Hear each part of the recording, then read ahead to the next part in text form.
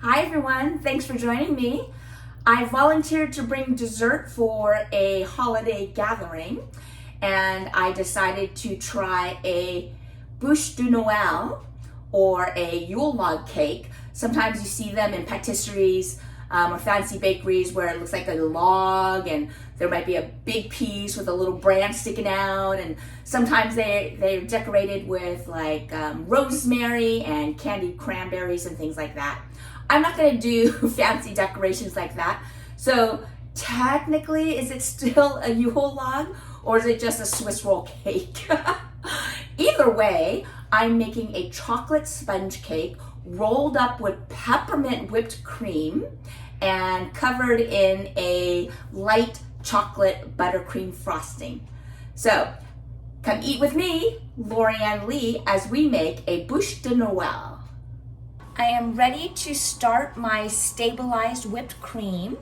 So this is our gelatin that I bloomed in cold water, and I'm going to zap it in the microwave for 10 seconds.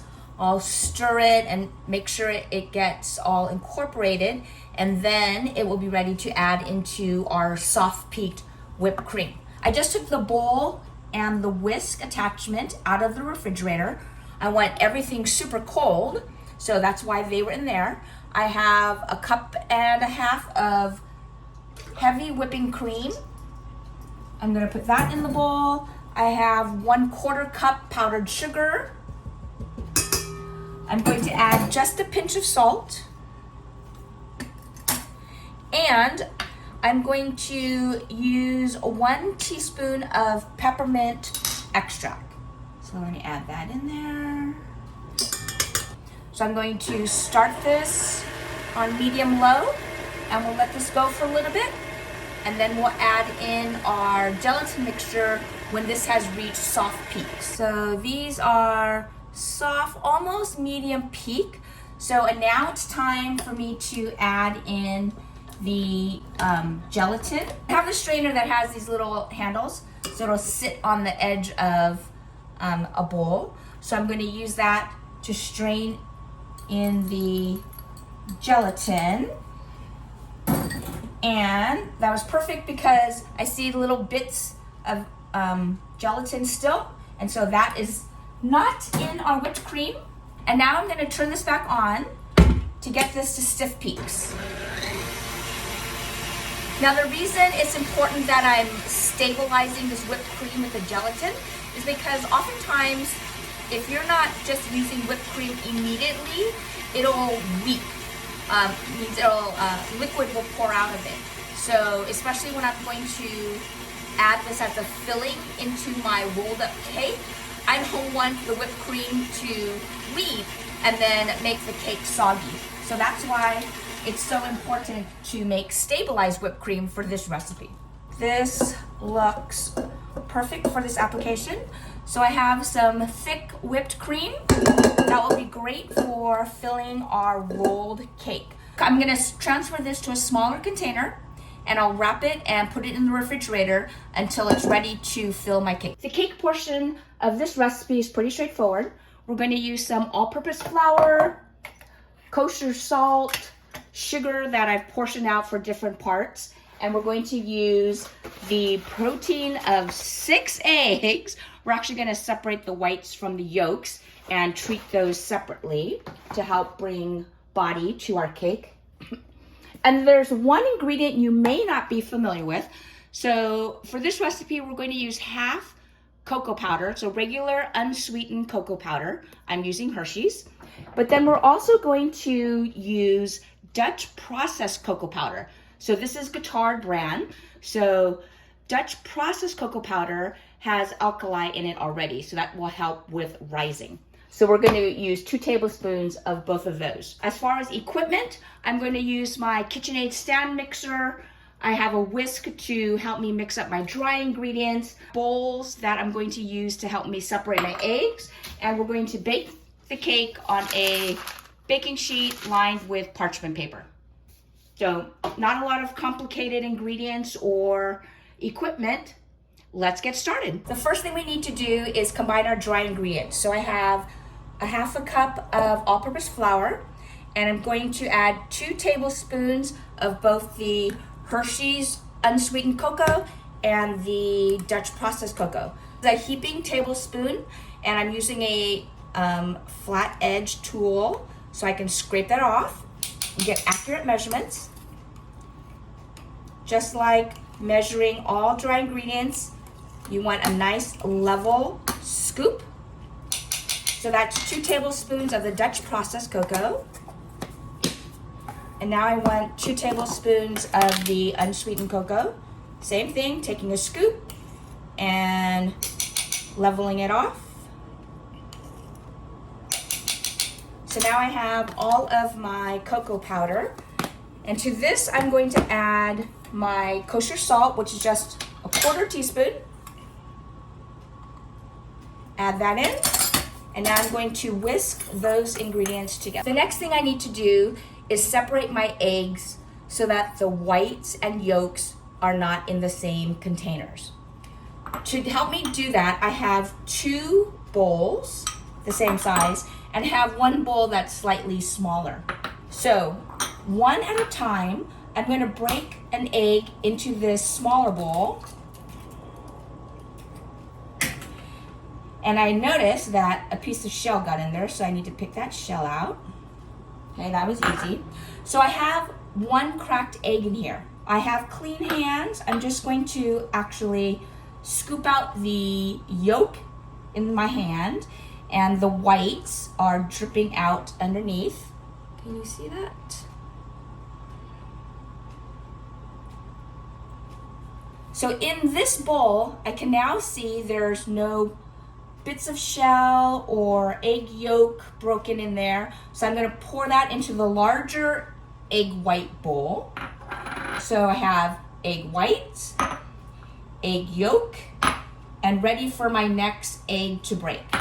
So let's try that again. I'm going to break an egg into this smaller cup. I want to make sure there's no yolk in the egg whites. So I'm doing this separately instead of just doing it in this bowl, because if I contaminate in this little bowl, then I won't contaminate all of the whites I happen to accumulate over here. So now I have a yolk I'm going to add to my yolk bowl, and clean whites into my white bowl. So now I have separated 2 eggs. Break an egg into this 3rd bowl. I'm going to alternate the yolk gently between my right and my left hand. And as I do that, more of the whites will slide through my fingers. So now I'm inspecting this bowl of whites to make sure there's no shell or yolk. So now I can pour that here. So using this 3-bowl method will make sure that you keep your whites pristine so that they will whip up nicely, because we want that volume for our cake. And we'll just do it 2 more times. There are a bunch of gadgets on the market and different hacks you can try to separate your eggs, but it's so easy to do with your hands. There's no reason to buy a tool just to do that. As long as your hands are clean, you're good to go. See how fast that is? Okay, now it's important. I was just touching raw egg. I'm washing my hands with soap, and I'm using my sponge to wipe up any little bits here. Always cleaning as I go. So now I have my whites that I'm going to use later. I'm going to set those aside. I'm taking these yolks and I'm going to transfer them to a mixing bowl. And I'm just going to use a whisk to whisk these up. So right now they're a bright yellow, a little bit orange in color, but I'm going to really whisk these up so that they can get lighter in color.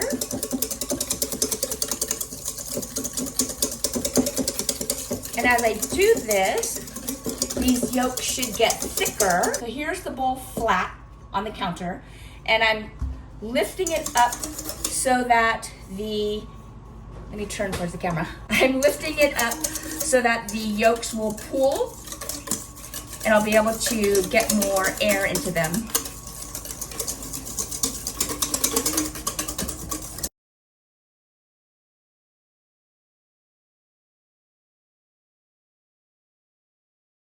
Now it's time to whip up our egg whites. So I have my pristinely clean bowl and whisk attachment. I'm going to pour in my egg whites. And I am going to beat these until we get soft peaks. Can you tell that it's foamy?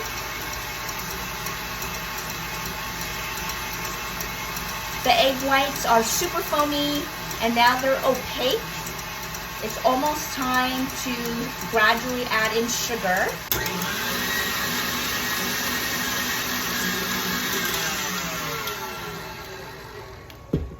All right, we have reached soft peak state. So when I pull a little bit out and turn it, I can see that the foam is wilting down. So this is exactly the time when I want to start adding in the granulated sugar. So I will just keep this going, and on the side, pour in slowly my 1/4 cup of sugar. The sugar will not only sweeten the mixture, but this also provides strength and stability to the egg whites.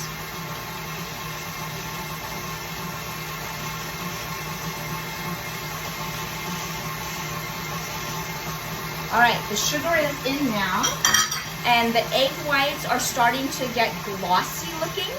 So the texture looks more smooth instead of just lots of air bubbles.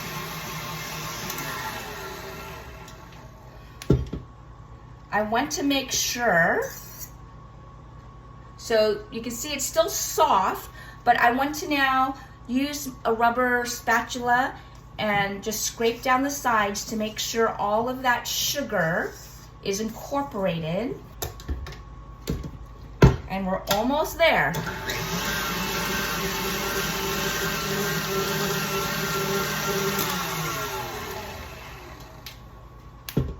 Okay, this looks great. When I pull this up, this stays at a nice peak. That's firm egg whites. Now we have our whipped up egg whites. Remember, this was just egg whites and a little bit of sugar.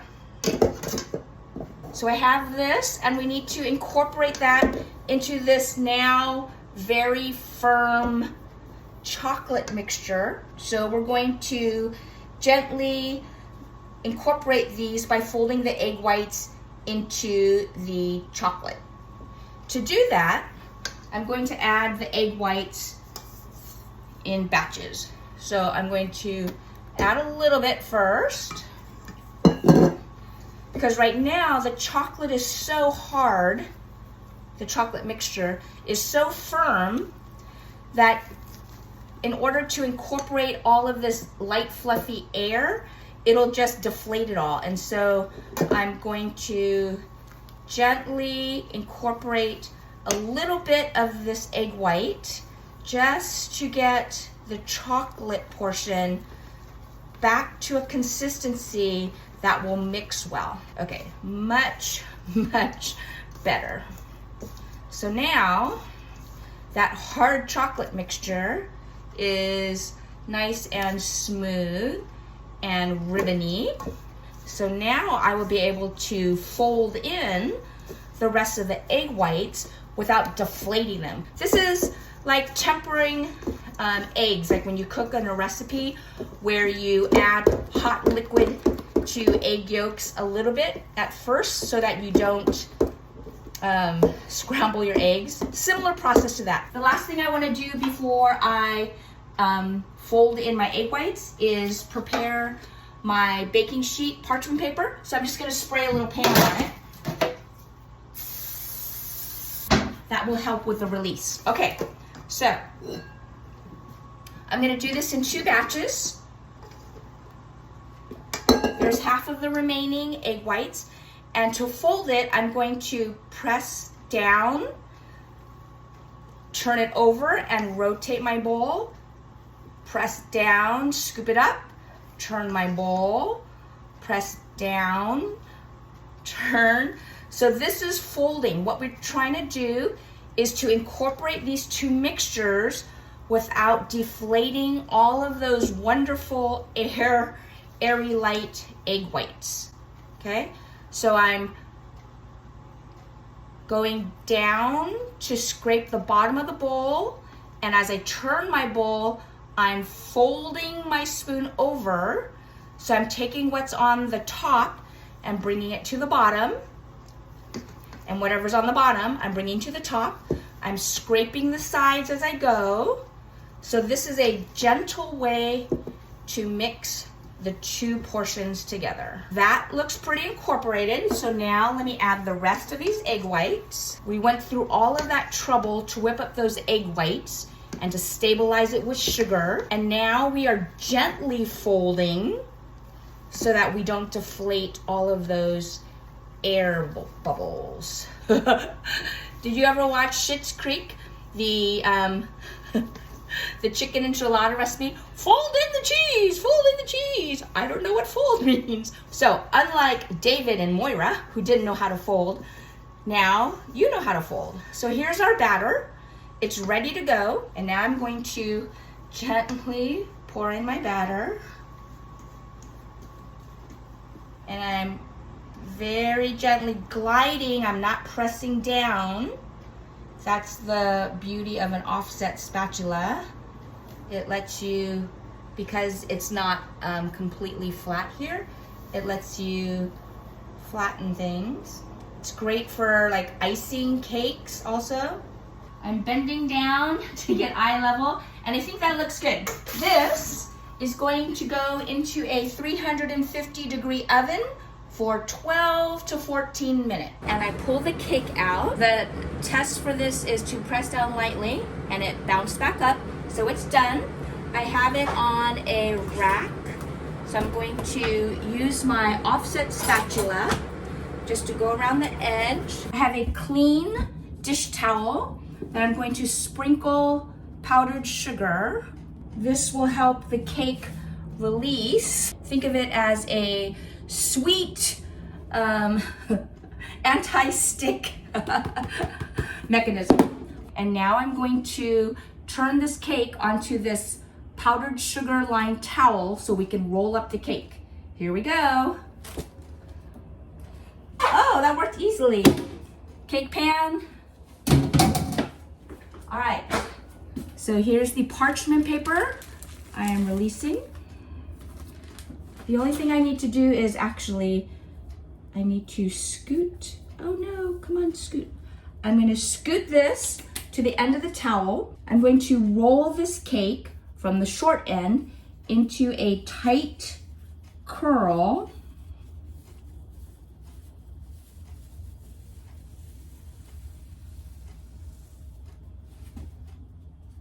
So here's my cake, my warm cake that's rolled up into this towel that has been dusted with powdered sugar. So remember, we rolled up the cake in this powdered sugar dusted dish towel.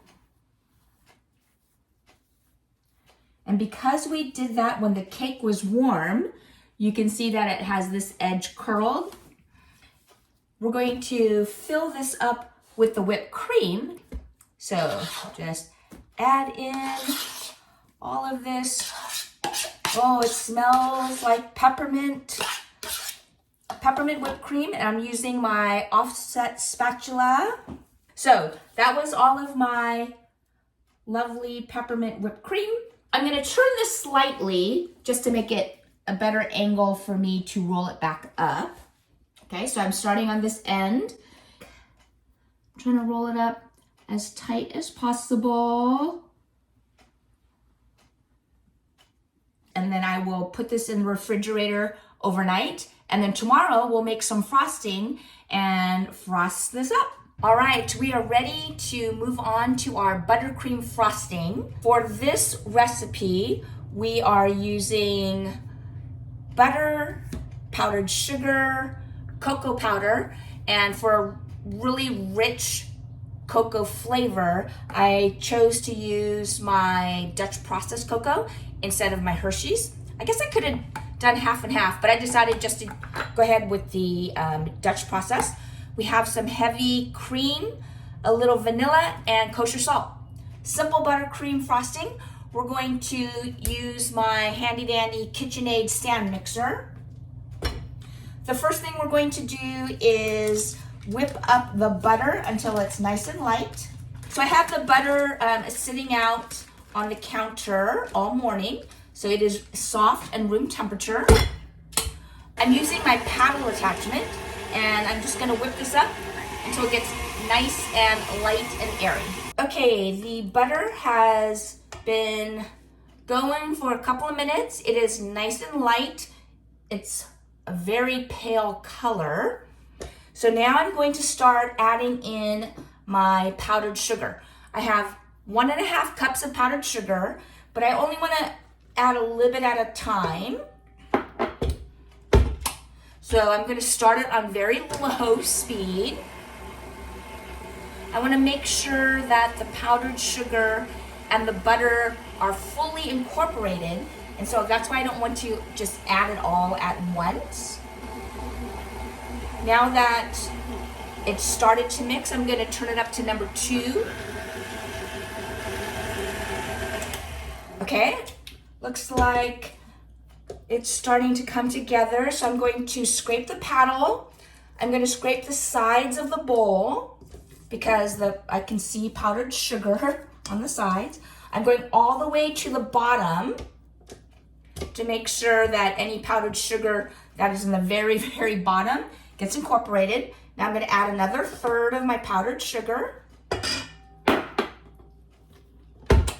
Again, start at 1.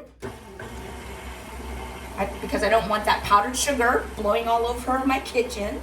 Once I see that I'm not at risk of having a powdered sugar explosion, I'm gonna turn up to 2.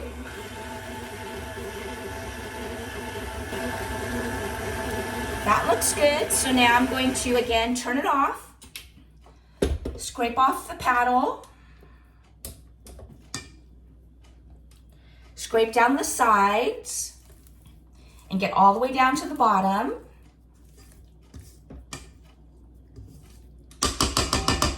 And now I'll add in that last third of powdered sugar.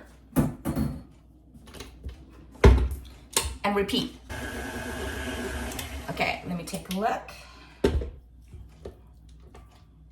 The color of this mixture is very light.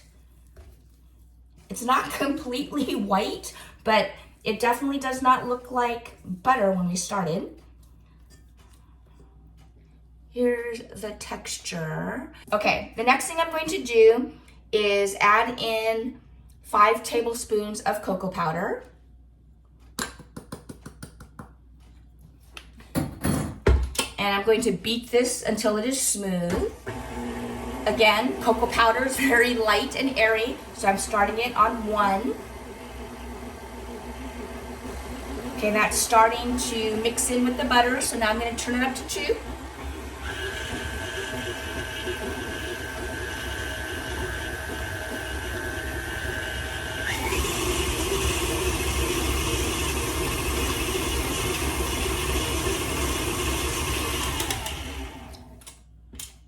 All right. If you look closely on the paddle, I can see that there's still a little bit of butter that hasn't been mixed in with the cocoa powder. So I need to make sure that I scrape all of this down. And now that I've added in this dry cocoa powder, the texture is definitely drier of the mixture. I'm scraping down the sides and really trying to get down to the bottom to make sure I get any of those dry particles.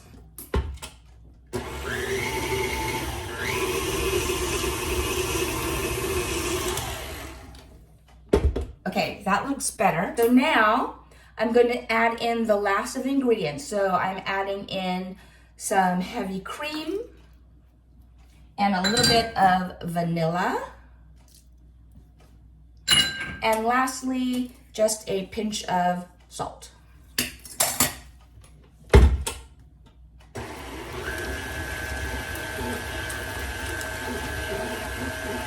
Adding the cream at the end will really help make this a light buttercream. Okay, texturally, I want to add in just a splash more of heavy cream. And let's see if this gives it more of the texture that I want.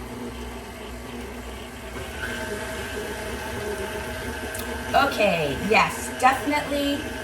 Even as I look in the bowl, it has a much creamier texture, which will make it easier to spread on our cake. Okay, this texture I am satisfied and happy with. Let's see how it tastes. Very creamy on the palate. Nice rich chocolate flavor. All right, we have our unwrapped Swiss cake. I have my chocolate buttercream frosting. I have a couple of offset spatulas to help me frost. And I have my silicone pastry brush handy in case there was a lot of excess powdered sugar still. But in my case, there really isn't a lot of powdered sugar. I don't see any evidence of powdered sugar. So what that tells me is that the moisture from the cake absorbed the powdered sugar, and that's why I don't see any. So that's perfectly fine. I won't need that. What I'm going to do is trim off a little bit of each end so that I can get a nice clean edge. So let's see how. Ooh, look at that beautiful spiral. And let me cut off this end. Okay, so I've trimmed off the ends so that my cake has smooth, sharp edges. I guess this will be my treat for being the baker at home. All right, so it's time to frost this. I have my buttercream. I'm going to put it on carefully onto my log. So I'm using my large offset spatula to spread it, and I'm rotating the pan just to make it easier for me. And because this is supposed to be like a log, I'm not worried about getting it super smooth and perfect, because what I'm actually going to do is use my spatula to try and make wood grain designs. Okay. Think log, think forest, outdoors. Right. I'm making sure I get the curvature at the bottom. All right, I have transferred my Buche de Noel onto a serving platter. You can see the beautiful spiral. And the last thing I want to do is just add a light dusting of powdered sugar to make it look like it's snowing onto my cake. So I have a little strainer. I just poured some powdered sugar in, and I'm going to use a spoon to just tap it. I'm holding it up high over the cake.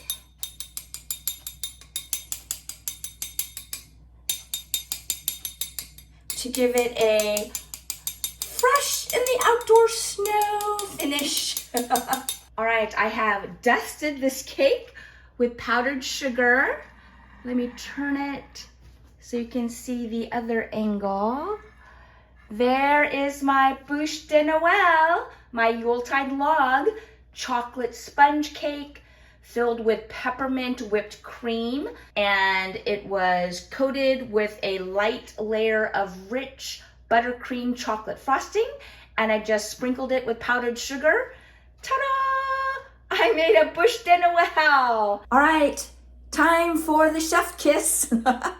So, for my Yule log, I trimmed off the two ends Then I frosted the cake with buttercream, and then I wasn't happy with the way one end looked.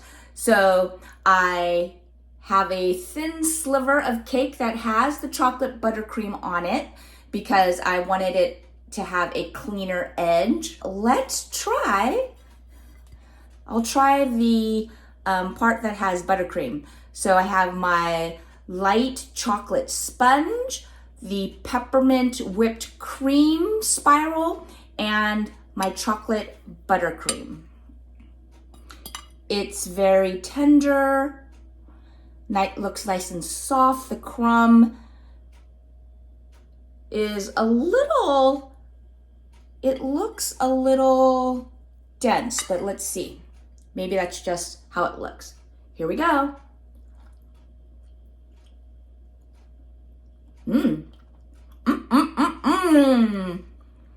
Love me some chocolate and peppermint, baby. Okay. The sponge is, it is a little more dense than I would like. It's not like a failure dense, but okay, let me take another bite.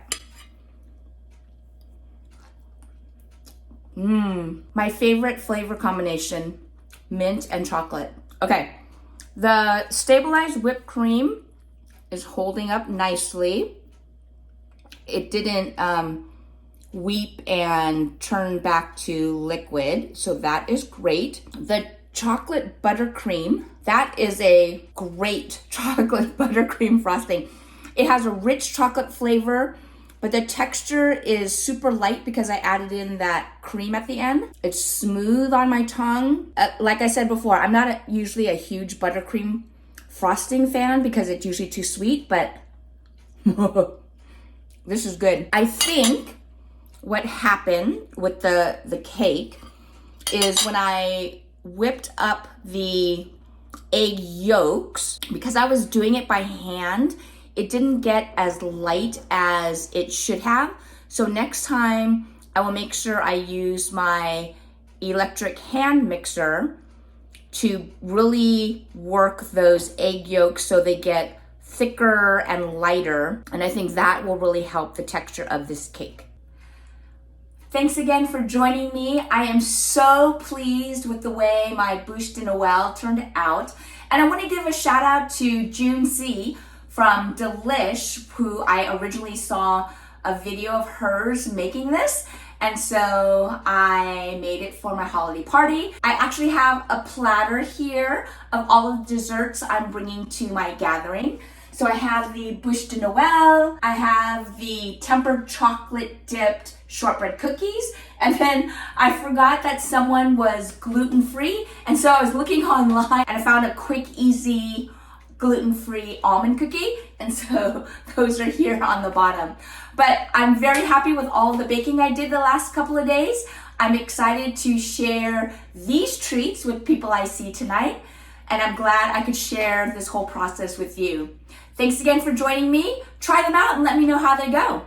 Thanks again. I'll see you next time. Come eat with me, Lori Ann Lee.